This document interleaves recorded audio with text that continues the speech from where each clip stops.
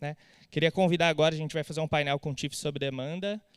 A primeira pessoa que eu queria convidar é o Auri. O Auri só foi protagonista para levantar uma rodada de $1 bilhão para o nosso país, para uma empresa do nosso país, como CFO. Bem-vindo, Auri. Segunda pessoa que eu queria chamar é o Paulo. O Paulo liderou a principal indústria de eletrodomésticos do nosso país também, a Whirlpool, ACO da Whirlpool. Seja bem-vindo, Paulo. E o Evandro foi executivo da Gartner, assessorou diversos CIOs e CTOs em desafios de tecnologia, inclusive deve estar bem ocupado o teu dia a dia agora, né, Evandro? Seja muito bem-vindo. Boa. Gente, fiquem à vontade. Boa. Gente, acho que para a gente fazer um pontapé inicial, eu queria pedir para vocês fazerem uma rápida introdução sobre vocês, um pitch de 1 minuto aí de quem são vocês. E queria que você aproveitasse e falasse um pouco de como começou essa história, assim? Qual que foi a motivação, o gatilho, o que fez vocês começarem a atuar ativamente em trabalho sob demanda? Começa. Boa tarde a todos. Vai? Foi. Agora foi. Boa tarde a todos. Eu sou Auri, eu tenho um pouco mais de 20 anos de experiência na área financeira.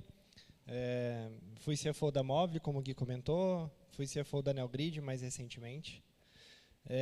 Nessa jornada final de jornada da Móvel, ali, foi uma jornada bem intensa, de quase 6 anos de construção de muitas coisas, muitos desafios. Eu entendi que existia uma forma diferente de trabalhar, especialmente porque a pandemia mudou muito a forma como a gente se localizava, como as decisões eram tomadas, né? O meu time, especialmente o meu time dentro da Móvel, ele nunca foi um time presencial.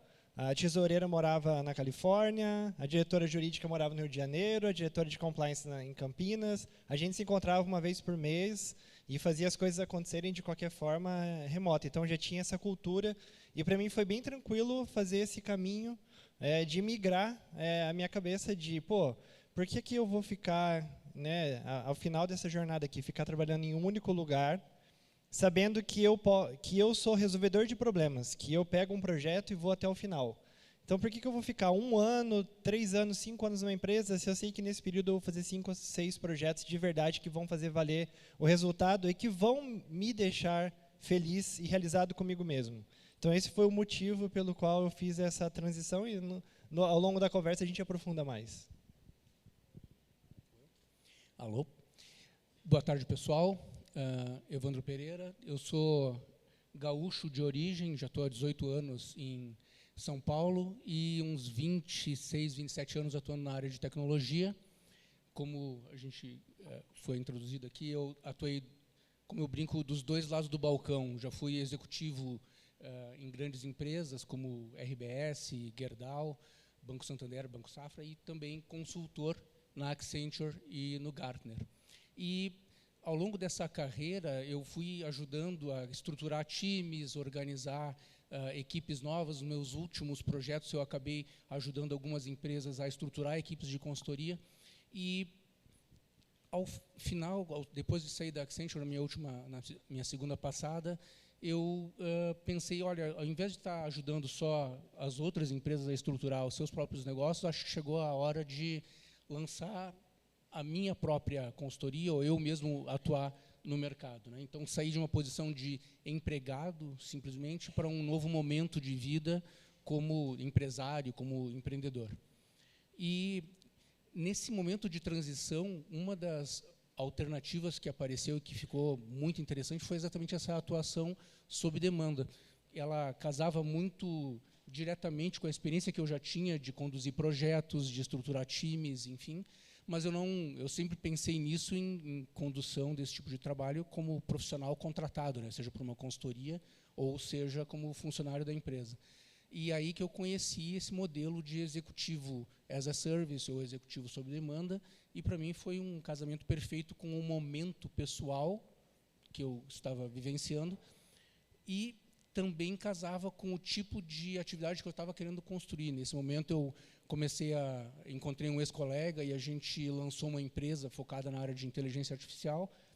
E, exatamente para mim ter a liberdade de poder dedicar tempo atuando com clientes e, ao mesmo tempo, construir a minha empresa, é algo que está sendo perfeito e está funcionando de uma forma que eu até não imaginava que fosse funcionar tão bem. Boa tarde a todos. Eu sou o Paulo Miri, pai do Henrique, casado com a Viviane, corintiano. A gente está falando de pessoas, então tem uma pessoa por trás do profissional. Eu fui empreendedor no começo da minha carreira. Quando eu estava na faculdade, lancei uma empresa, criei uma empresa que fazia CD-ROM. Como o Andrés falou, os mais antigos vão lembrar o que é fazer treinamento. Então, sempre convivi com disrupção.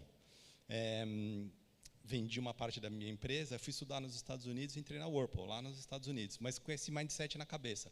Qual é o problema que a gente tem que resolver, como a tecnologia ajuda? Então, como foi mencionado, resolver problema. Na Whirlpool, eu fiquei aqui na operação do Brasil 17 anos, onde eu passei por 7 áreas, 10 posições diferentes, minha última foi como presidente da operação Cone Sul, Brasil, Argentina e Chile.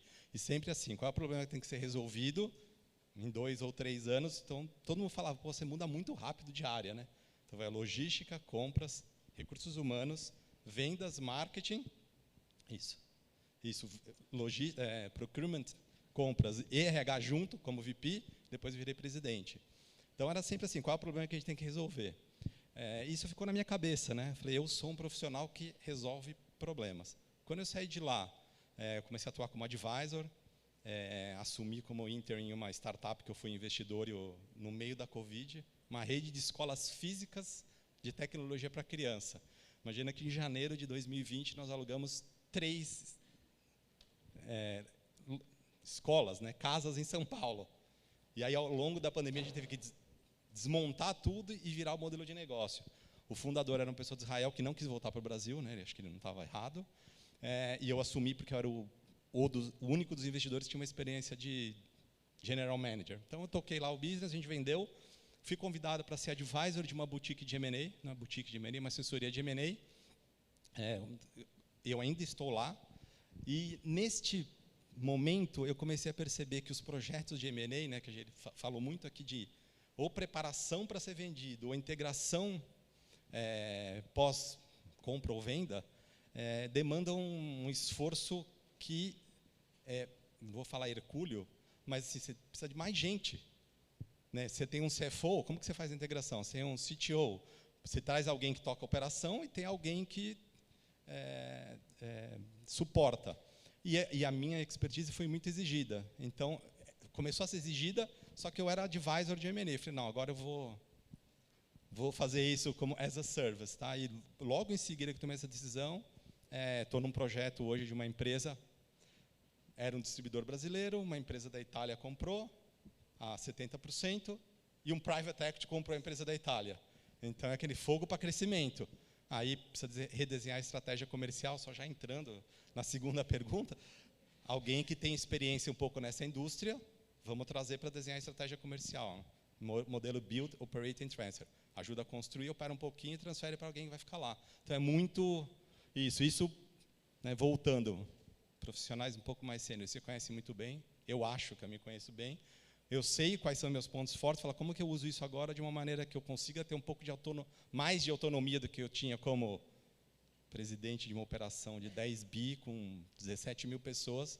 Você tem pouco, parece que tem muita autonomia, né?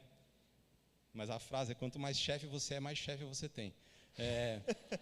Então, eu ainda continuo tendo, né? Porque o meu contratante é meu chefe, mas é um pouco mais equilibrado hoje. Muito bom. Eu acho que vocês trouxeram um pouco dessa proposta de valor que vocês... Acho que cada um pegou no momento, né? O Auri comentou um pouco ali de estar alinhado com coisas que ele gostaria de fazer e problema que ele resolve. Você trouxe um pouco dessa capacidade de conseguir transitar e aprender diferentes áreas. O Evandro trouxe um pouco até do momento de vida e de que o modelo flexível poderia fazer mais sentido. E eu queria ouvir de vocês um pouco sobre... Acho que essa é a proposta de valor para vocês. No fim, a gente tem que entregar a proposta de valor para as empresas, a gente tem que entregar resultado. E acho que todo mundo que está tendo um primeiro ponto de contato com o Open Talent ou com qualquer inovação, a primeira pergunta que a gente escuta qual que é? isso funciona? E a segunda é para quê? Né? Então, eu queria ouvir de vocês, assim, isso funciona? Para que tipo de problema? Né? Queria ouvir alguns cases práticos de vocês, já nessa jornada atuando sob demanda. Bom, começo aqui com o meu que... Primeiro que, como CFO, era o primeiro a cobrar o resultado desse tipo de investimento. Né? Então, eu não podia fazer feio. Eu lembro que o meu primeiro projeto foi uma alocação de 3 meses numa empresa de tecnologia ainda em estágio inicial, que tinha recebido o investimento de uma aceleradora e precisava captar o primeiro investimento com um fundo de venture capital. E aí a empresa não tinha estrutura, não tinha um bom pitch, não tinha a estratégia muito clara, não dava para fazer isso, uma venda bem adequada. E o empreendedor, ele conhecia muito do negócio, mas ele era péssimo em relacionamentos. E isso atrapalha muito a captação.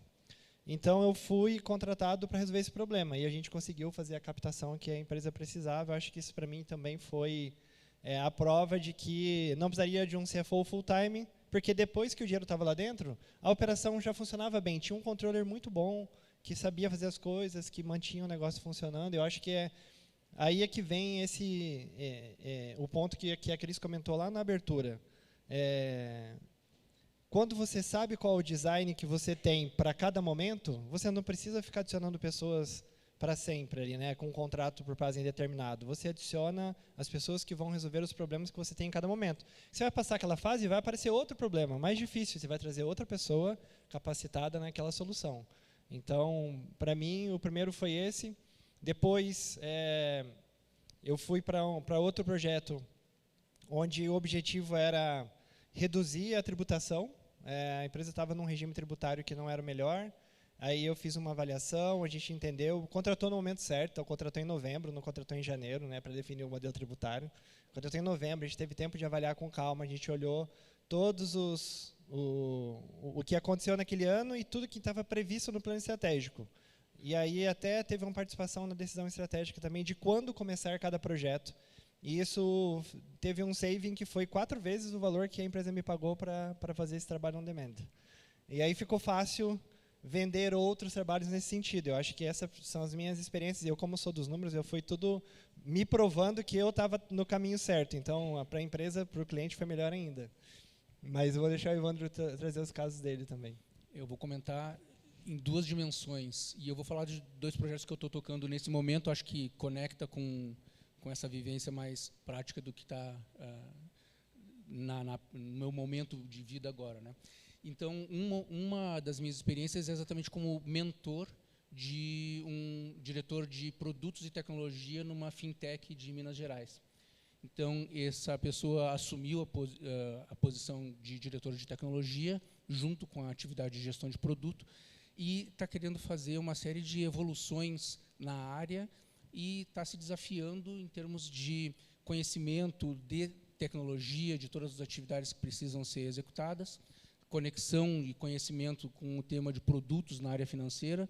Então, precisava de alguém que pudesse mentorar e ajudar nessa transição com esse conjunto meio de intersecção aqui do diagrama de Venn, né, de conhecimento de produto, de tecnologia, da área financeira e tudo mais, e acabou casando com a minha expertise, com a minha história profissional.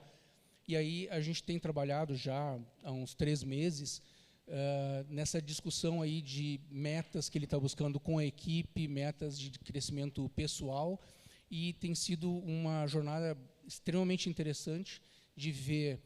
É engraçado isso, a gente, quando entra de um ponto de vista como o TIF, a gente fica pensando, poxa, será que eu como mentor vou conseguir ajudar ele efetivamente a evoluir, a ter um impacto, a perceber uma melhoria?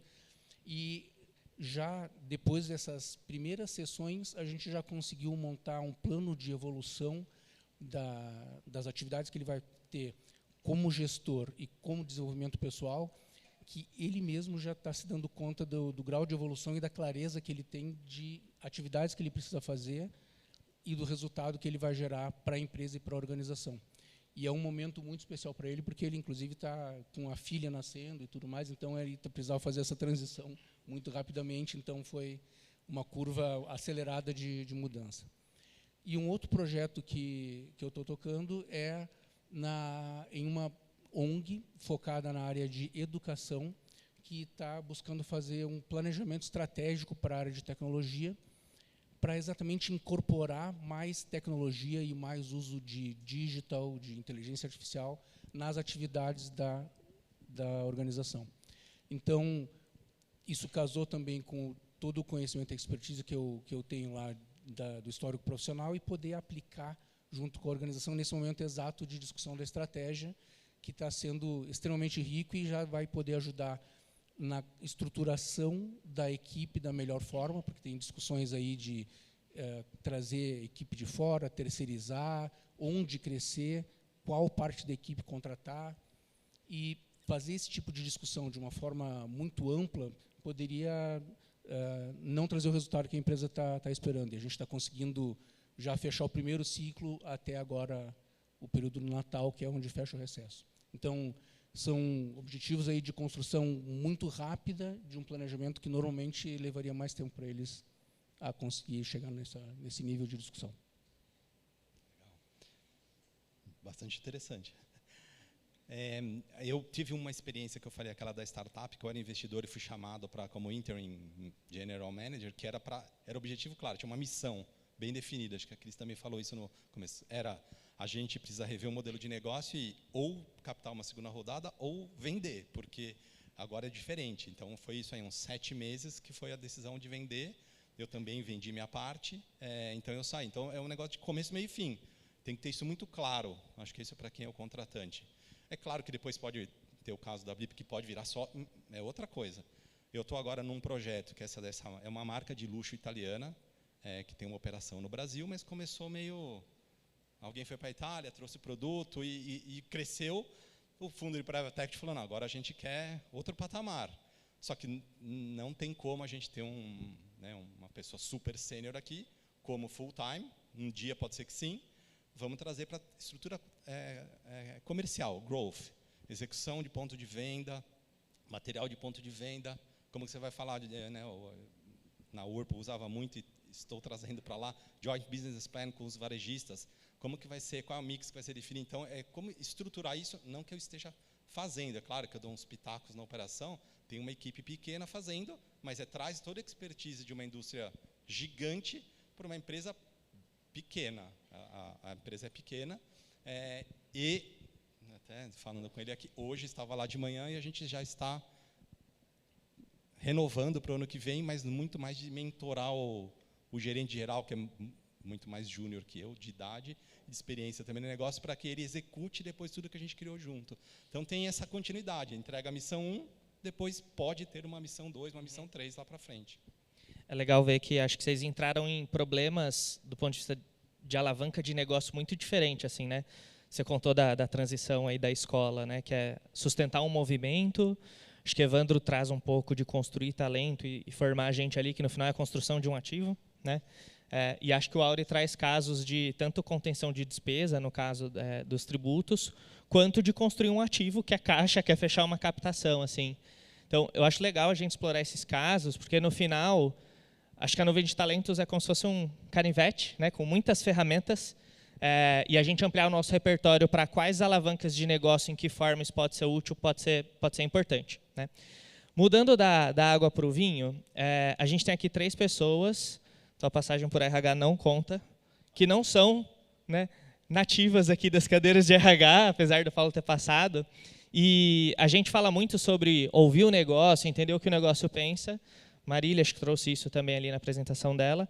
E eu queria que vocês tentassem rebobinar a cabeça de vocês para quando vocês estavam em cadeiras executivas nos lugares que vocês passaram, né? O que vocês, com esse background de negócio, o que vocês teriam feito de diferente, uma história real que vocês viveram, se naquela época você já tivesse acesso ao Open Talent? Quais situações você viveu, te tirou o sono por algumas noites, te marcou, que olhando agora para trás, vocês eventualmente conseguiriam fazer o mesmo movimento de negócio com 40% do investimento? Queria ouvir o que vocês pensam sobre para ajudar nossas lideranças de RH a ter empatia e se colocar no lugar das cadeiras de negócio. A gente vai mudar a ordem um pouquinho. Vou pensar muito na época da Whirlpool. para quem é de TI aqui, né, sabe que faz a migração de SAP para o SAP HANA, tal, ao mesmo tempo que a gente estava... quase nada. Grandes números, né? Em vários meses, a Whirlpool faturou 1 milhão de produtos. Tá? 1 milhão de geladeiras, né? 400 mil geladeiras, é produto para caramba, 10 mil caminhões. Então, a operação é muito crítica. Então, TI, não dá para falar, eu vou parar todo mundo aqui para fazer a migração. E a gente fez isso, né? E os caras quase morreram. Então, devia ter alguém, falar, vou trazer a minha equipe, que você desloca um cara ali, mas ele faz falta no dia. Então, para mim, teria que estar no custo do projeto fazer isso, não equipe de consultor que ajuda, mas equipe da empresa. Ou alguém faz o projeto, ou alguém vem aqui e toma conta da execução enquanto a pessoa faz o projeto.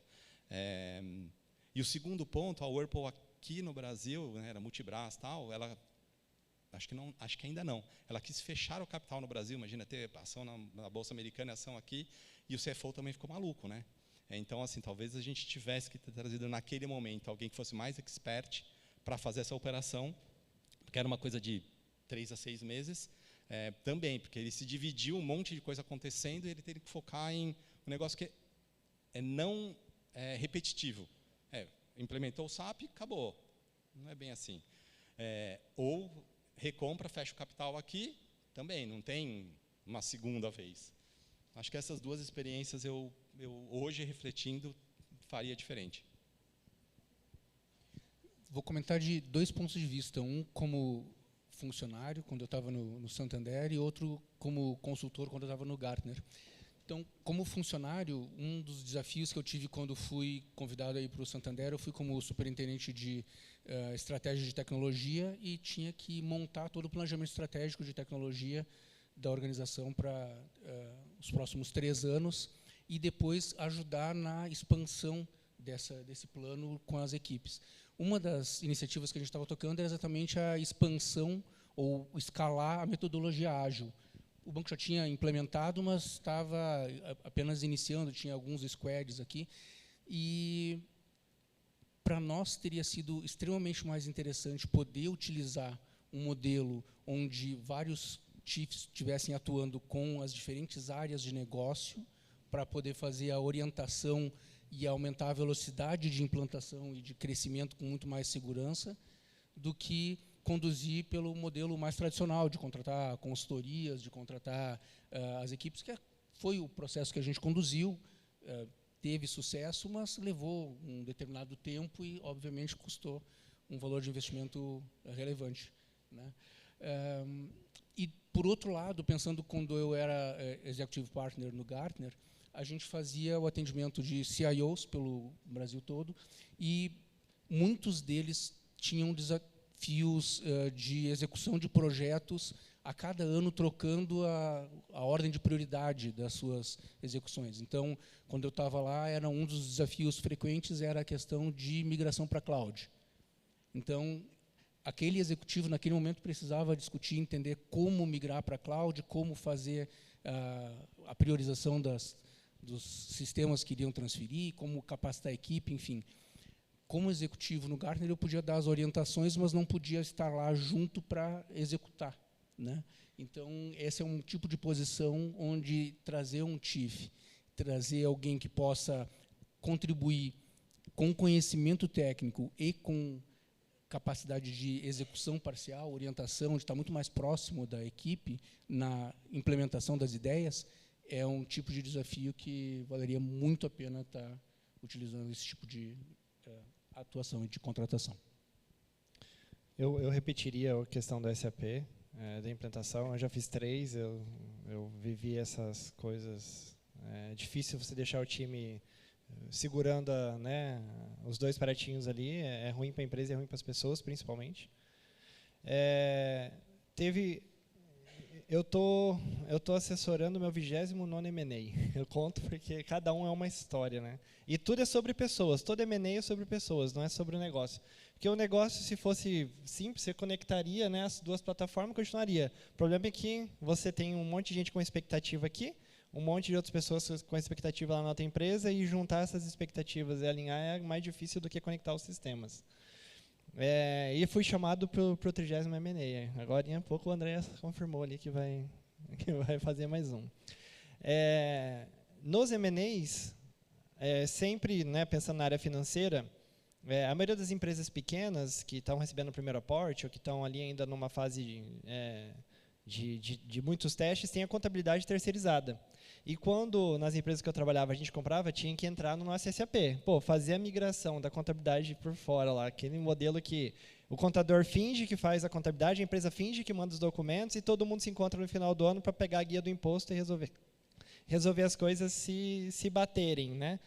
Então, fazer isso vir para o nosso sistema, dentro do critério que a gente sempre teve, eu sempre, né, desses 20 anos, 22 anos de carreira financeira, eu fui auditado por Big Four em 18 anos, eu sempre fui muito crítico para não ter problemas, para não perder prazos, para não amarrar, desviar foco do meu trabalho no que era importante para uma coisa que era necessária e obrigatória. Então, eu teria utilizado muito mais nesse escopo, Gui. E se você me permite fazer um comentário que tem me amarrando com várias coisas que a gente ouviu aqui, né? Porque qual que é o desafio e a maior crítica que eu vejo quando eu chego na empresa, na primeira reunião? É que tem empresas que têm uma estrutura hierárquica bastante definida e um modelo de gestão de comando e controle muito claro. É o dono e o filho, é o marido e a mulher, são os herdeiros já ali. É muito óbvio quem manda e quem obedece na empresa. Então, é tranquilo. O problema é quando você chega numa empresa onde é declarada uma cultura aberta, de decisão descentralizada e tudo mais, mas na prática não é. E aí você foi contratado por uma pessoa que está acreditando que aquela cultura tem prática, mas quando você vai colocar as coisas para funcionarem, o que está imperando é o comando e controle ainda. Então, eu aprendi que o alinhamento inicial, a reunião principal, ela não é sobre o trabalho, ela é sobre as pessoas que vão estar envolvidas no projeto. E aí vem todo esse caminho que eu acho que tem tudo a ver com esse público que está aqui hoje, porque a grande preparação, na minha opinião, não é com quem está fora da empresa, é com quem está dentro da empresa. É quem vai receber o profissional e sabe o espaço que precisa para ele entregar o resultado que foi esperado. Porque imagina, nessa que tem a cultura declarada de decisão descentralizada, mas um modelo que funciona de verdade, a decisão centralizada, se o decisor não está nas reuniões ou não participa dizendo a última palavra, né, dos planos, não vai acontecer. E aí o resultado não vai vir, vai ter uma frustração, as coisas não vão encaminhar. Mas tem como resolver. Eu já tive um projeto desse. Inclusive, eu fui chamado, estou ocupando um tempo aqui, mas que eu acho que é muito a ver isso aí, tá? E vocês vão ter essa situação em outras também. Eu fui chamado para um projeto onde o dono falou assim, olha, Áureo, eu preciso que você venha resolver um problema financeiro da minha empresa. Eu não consigo saber como a empresa está indo, eu não consigo receber os números que eu quero saber. E eu falei, tá bom, vou descobrir o que é. Aí fui, conversa com o outro, entrevista todo mundo, entende o sistema. Cara, a formação está lá, registrada, a empresa emite todas as notas, ela paga tudo em dia, paga até antes da data, foi uma briga minha com eles, não precisa pagar tão rápido. Discuti tudo, cheguei à conclusão que o problema era o dono. Ele era o problema. O contador, o gerente financeiro, o menino de compras lá, que estava lá, todo mundo queria fazer o trabalho dele. Ele estava lá tentando fazer as coisas, organizar o processo, o dono vinha e interrompia, colocava o negócio fora do prazo, e vendia de um jeito errado, prometia descontos e modelos de pagamento que não estavam parametrizados no sistema, ou seja, ninguém conseguia trabalhar. E aí a informação não chegava no tempo que ele queria. Então eu tive que montar um relatório todo para dizer para ele que os processos precisavam ser revisados e alguns precisavam ser respeitados por todos na empresa. Na verdade, o relatório era, em resumo, para de encher o saco do seu time, que eles estão fazendo o trabalho certo. É você o problema. Então, tem esse tipo de coisa, não é? Vocês estão em empresas grandes. Vocês estão em empresas grandes, talvez não seja desse jeito, né? Essas coisas não acontecem em todo lugar. Eu que fui azarado, mas é bom, né, a gente saber disso. Ori, teu ponto é muito bom. Eu queria emendar no nosso finzinho aqui. Acho que você trouxe a importância do alinhamento de expectativa e de lidar com gente no processo. Eu queria ouvir em um tweet também, Evandro e Paulo, qual o aprendizado prático, assim? Se vocês pudessem dar uma dica, principalmente para quem está ouvindo aqui, pensando em como é que eu me preparo, o que eu preciso começar a fazer para me preparar para o uso do modelo. O que a realidade te ensinou? Eu trabalhei em uma multinacional gigante, né? Então eu sei que vou ser cuidadoso com as palavras. Você não vai chegar a falar, né, aquele gato subir no telhado. Você vai contando que o gato está subindo a escada, e aí chama uma consultoria para falar a mesma coisa que você, e vocês sabem como que é. Para o negócio você contar toda a história, demora um pouco. Quando você vai para um lugar desse, e eu não estou falando que não tem que ser político, como ele falou, mas você tem uma missão de começo, meio e fim. Então, você tem que chegar lá e falar, você não vai falar, você está enchendo a paciência, mas falar, então, todos têm que respeitar. Então, tem que ter uma... eu não vou falar coragem, né? Mas, assim, é uma certeza de falar, este é o problema, ponto. Em empresa muito grande, raramente se fala exatamente essa frase. Então, a preparação está preparada para ouvir? Você está trazendo alguém de fora, que vai trazer um olhar, e vai te falar, é isso, e vai doer? Acho que essa é a preparação, principalmente do contratante, porque nós estamos preparados. A gente está fazendo isso porque a gente está preparado para falar isso com a visão externa. Então, meu pequeno tweet. Provocar. Boa. Você, Evandro? Eu vou trazer um outro ponto de vista, que é o ponto de vista de quem está querendo se preparar para se tornar um chief. E nesse sentido, e eu acho que é algo extremamente importante, porque todo mundo vai precisar ter algum tipo de terceira carreira ou de extensão do prazo de utilidade, né? A gente está cada vez mais vivendo com qualidade, e, portanto, vai precisar continuar gerando renda e se mantendo, até por uma questão de utilidade mental. Então, acho que tem uma questão muito clara de entender o seu conjunto de habilidades, seu conjunto de experiências, seu conjunto de relacionamentos, procurar juntar tudo isso numa visão sobre o que você pode prover para o mercado, que experiências que você teve que foram super bem-sucedidas e que você gostaria de replicar, e montar um business case aí de quem que você pode atender, onde você pode levar esse tipo de experiência, de expertise, que vai ser bem valorizado. Então, um tweet é mais ou menos isso. Gente, obrigado por dividir a trajetória, experiência, aprendizado prático aqui. Sempre bom ver vocês. Obrigado pela participação.